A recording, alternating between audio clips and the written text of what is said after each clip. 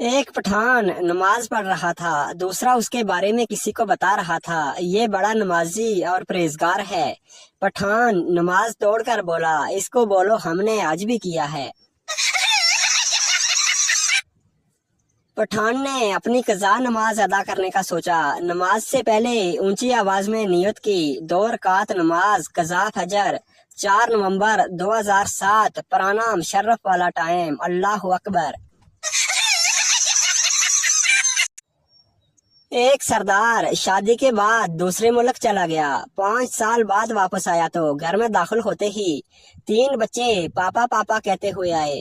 सरदार, ये क्या है? बीवी, आप मेरे लिए परदेश गए तो क्या मैं आपके लिए इतना भी नहीं कर सकते? अल्लाह करे वो लम्हे कभी खत्म ही ना हों जिन लम्हों में हमारे वालिदैन मुस्कुराते हैं। आमीन। एक बार आप भी आमीन कहकर वीडियो को लाइक और चैनल को भी सब्सक्राइब कर दें। शुक्रिया। पप्पू अपना मोबाइल कब्रिस्तान में दफना रहा था। किसी ने पूछा, ये क्या कर रहे हो? पप्पू बोला, दुकानदार कह रहा है तुम्हारा मोबाइल डेड हो गया है। सरदार ने माचिस की एक तीली जलाई, वो न जली। दूसरी जलाई, वो भी न जली। तीसरी जलाई, वो जल गई। सरदार फौरी बुझा के बोला, ये काम की है, रख लेता हूँ, बाद में जलाऊंगा। खाने के बाद शोहर उठा, अपनी प्लेट धोकर रख दी। बीवी गुस्से से बोली, कर दिया ना इज्जत का फालूदा, हम घर पर नहीं होटल में हैं। सरदार, एयर होस्टेस से तुम्हारी शक्ल मेरी बीवी से मिलती है।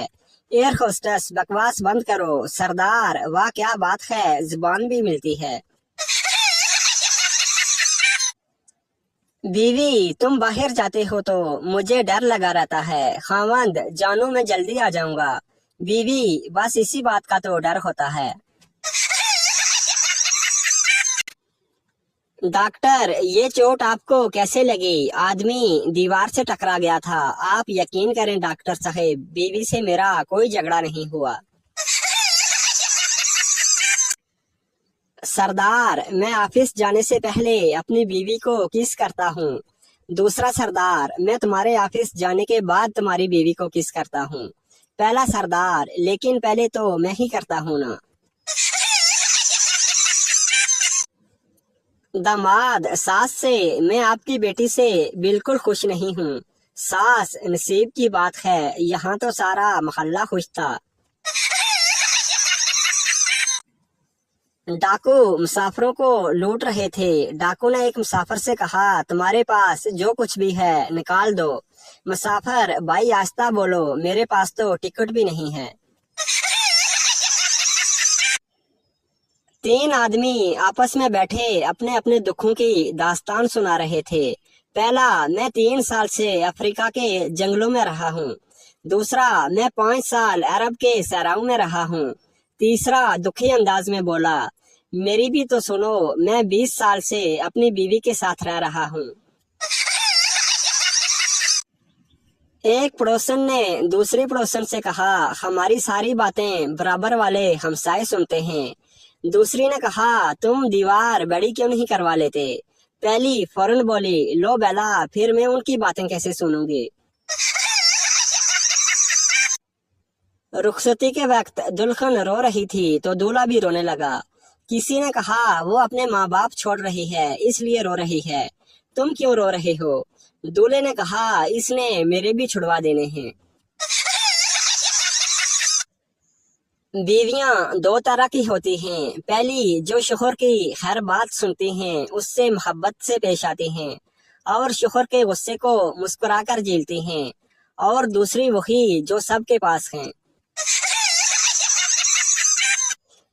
डॉक्टर, आपको भूख लगती है? मरीज, जी नहीं, मुझे भूख नहीं लगती। डॉक्टर, तो फिर अपना खाना मेरी तरफ भेज दिया करें। सरदार, रक्शे वाले से स्टेशन जाने के कितने पैसे लोगे? रक्शे वाला, 50 रुपए। सरदार, 20 ले लो। रक्शे वाला, 20 में कौन लेकर जाएगा? सरदार, पीछे बैठो, हम लेके जाएगा। मियाँ और बीवी सफर पर जा रहे थे। रास्ते में एक गधा देखा। बीवी बोली, अपने रिश्तेदार को सलाम कर लो। मियाँ ने कहा, सलाम ससुर जी। मरीज, मैं बहुत खुश रहता हूँ, नींद सुकून से आती है, जिंदगी में अमन ही अमन है, हर काम में दिल भी लगता है, कोई परेशानी नहीं है, ऐसा क्यों है? डॉक्टर, मैं आपकी बीमारी समझ गया हूँ, आपकी जिंदगी में बस एक औरत की कमी है। सरदार का रात को सिगरेट पीने का दिल चाह रहा था। सरदार ने हर जगह माचिस ढूंढी पर कहीं नहीं मिली। आखिर नाउमीद होकर मोमबत्ती बुझाकर सो गया। कंजूस लड़के को कंजूस लड़की से प्यार हो जाता है।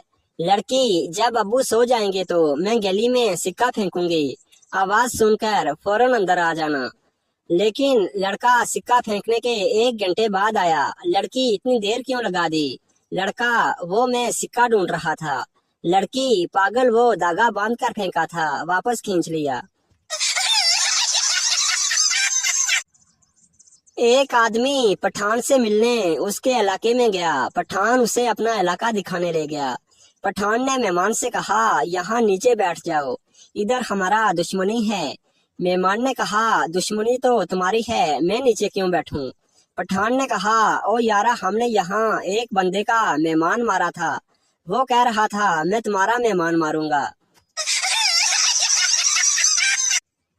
एक सरदार अपने लिए लड़की देखने गया। लड़की के घर वालों ने कहा, ये रिश्ता नहीं हो सकता, हमारी बेटी अभी पढ़ती है।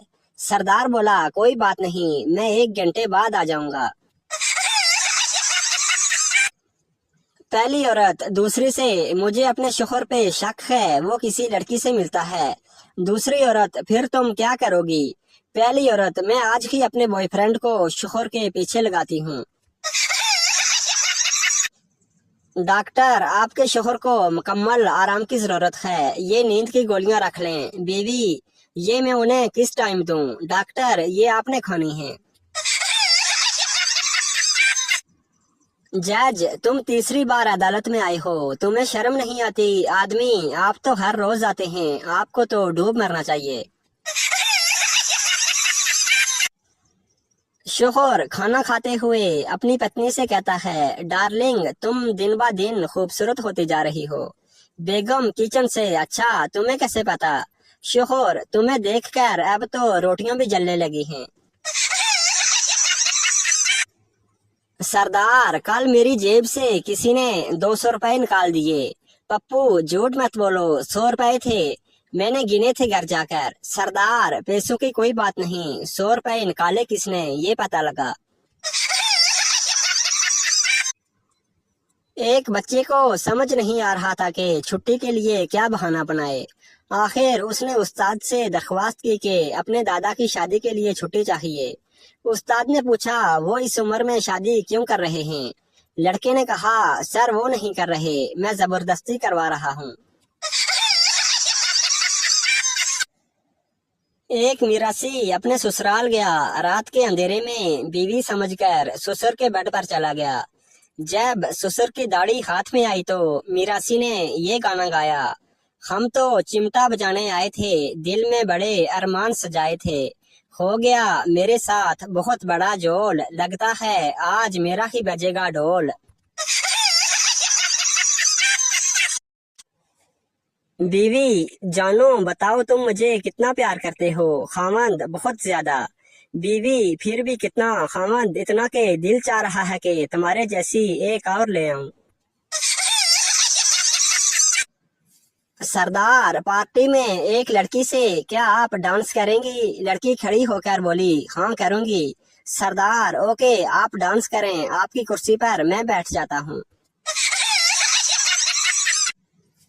बच्चा, पापा, मैंने ख्वाब में देखा कि मेरा एक पैर जमीन पर है और दूसरा आसमान पर।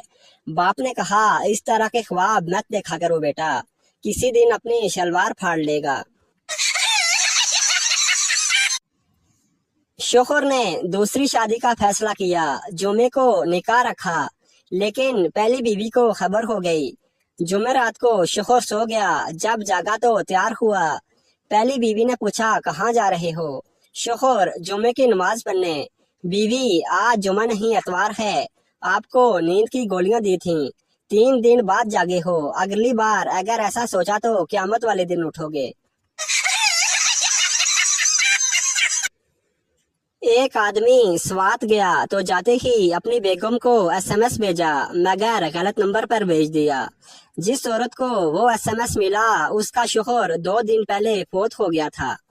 SMS پڑھتے ہی عورت بے ہوش ہو گئی۔ لکھا تھا کہ میں خیریت سے پہنچ گیا ہوں، نیٹ ورک بھی موجود ہے، جگہ چھوٹی ہے مگر شاندار ہے، ٹھنڈی ہوائیں جنت کا مزہ دیتی ہیں، دھول مٹی بالکل بھی نہیں ہے، میں نے جو سفید لباس پہنا تھا وہ ویسے کا ویسا ہی ہے، اور 2-4 دن میں تم کو بھی بلا لوں گا۔